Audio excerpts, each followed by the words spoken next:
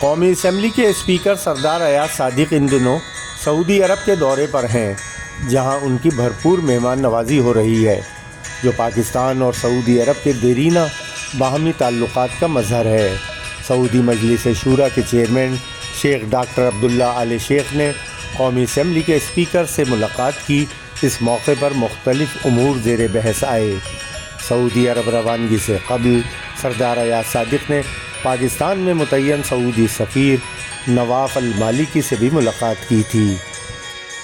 پاکستان کی قومی اسمبلی کے اسپیکر جب اپنے وفد کے ہمراہ سعودی دارالحکومت ریاض پہنچے تو ان کا پرتپاک خیر مقدم کیا گیا۔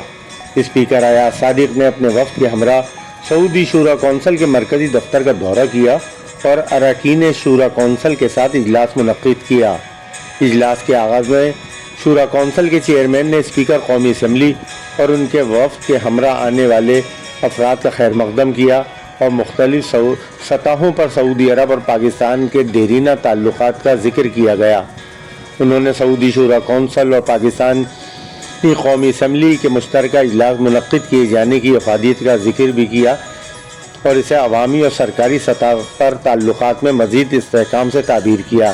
اسپیکر ایاز صادق نے مملکت میں پرتپاک خیر مقدم اور شاندار مہمان نوازی کو سراہتے ہوئے اسے دونوں ممالک کے مابین تاریخی اور برادرانہ تعلقات کا مظہر قرار دیا۔